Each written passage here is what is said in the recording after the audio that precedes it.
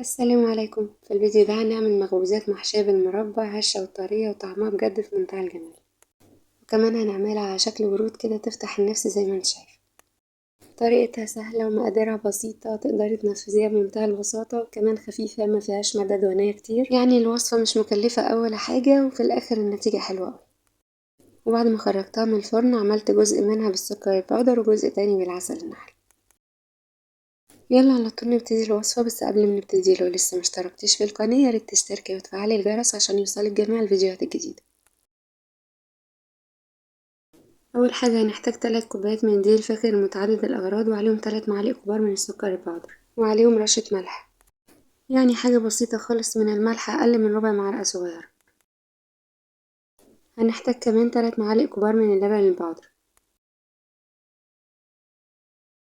ضفت كمان معلقة كبيرة من الخميرة الفورية وعليها معلقة كبيرة من البيكنج باودر، وبعدين هقلب كل الحاجات دي مع بعض.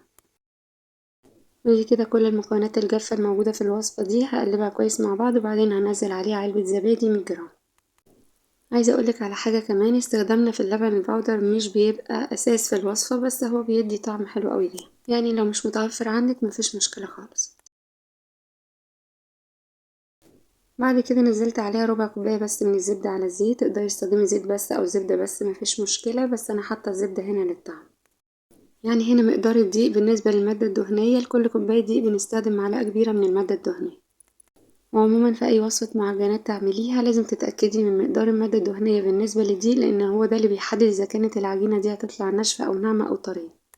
طبعا في عوامل تانية بتأثر على طراوة العجينة زي مقدار المية، لازم برضو ناخد بالنا منه، وكمان درجة حرارة الفرن في أي معجنات بعملها. وهنا بضيف مية دافية بالتدريج لحد ما اوصل لقوام عجينة مفتوحة بتلزق في الإيد، حاجة بسيطة، بفضل أعجن فيها لحد ما التلزيقة دي بتروح خالص، يعني تقريبا أنا عجنتها هنا لمدة 7 دقايق. تمام، دلوقتي هغطيها واسيبها في مكان دافي لحد ما تخمر ويتضاعف حجمها.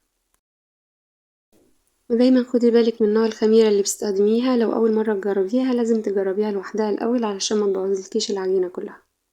وبعدين جبت قوالب الكب كيك او اي صينيه عاديه مفيش مشكله، وبعدين بدهنها بس دهنه زيت خفيفه من تحت، لان طبعا العجينه دي مفيهاش ماده دهنيه كتير فممكن تلزق معايا. ودي العجينه بعد ما خمرت وتضاعف حجمها زي ما احنا شايفين، بنزل الهواء اللي فيها وبعدين باخدها وبفردها كلها مره واحده. وطبعا علشان نسهل الفرد ده هنستخدم الدقيق في فردها، رش دقيق خفيفه من تحت ومن فوق، وبعدين ببتدي افردها بسمك متوسط، يعني انا مش عايزاها رقيقه قوي لاني مش بعمل فطير، وكمان مش عايزاها سميكه قوي. تمام، وبعد ما فردتها على شكل مستطيل بسمك متوسط زي ما اتفقنا، هنزل المربى وهفردها عليها كويس. هوزع المربى على العجينة كويس، وحاولي ما تكتريش قوي في كمية المربى علشان ما تخرجش من العجينة وانتي بتلفيها. وبعدين هقفل العجينة من النص زي ما احنا شايفين، وهقطعها على شكل شرايط.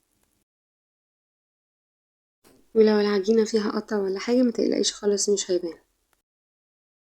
وبعدين هقسمها من النص كده علشان ما تبقاش طويلة قوي، واقدر الفها بسهولة واحطها في قوالب الكب كيك. وبعدين حطيت عليها رشة من القرفة بتديها ريحة برضو وطعم حلو قوي، وبرمتها زي ما احنا شايفين وبلفها واحطها في القوالب.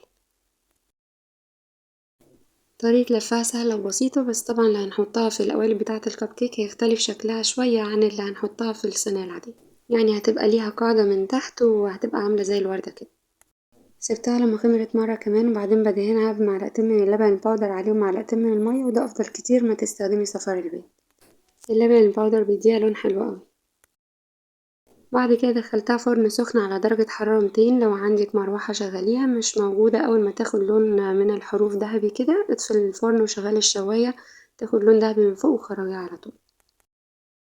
بعد ما بخرجها مش بحتاج ان انا ارشها بمية او اغطيها ولا حاجة، هي طرية جدا لوحدها من غير حاجة خالص. دهنت بس على وشها مسح زبدة خفيفة خالص، وبعدين رشيت سكر باودر، والجزء التاني عملته بالعسل النحل. سكر او مربى او عسل او من غير حاجة خالص، في كل الاحوال طعمها تحفة وهشة جدا طرية وطعمها لذيذ قوي، يعني مع فنجان قهوة حلو كده ومفيش احلى من كده بجد. وبس كده بمنتهى البساطة عملنا أحلى معجنات بالمربى والقرفة والسكر والعسل، أتمنى تجربيها وتقوليلي رأيك فيها، ولو عجبك الفيديو متنسيش اشتراك في القناة علشان يوصلك جميع الفيديوهات الجديدة، وشكرا. السلام عليكم.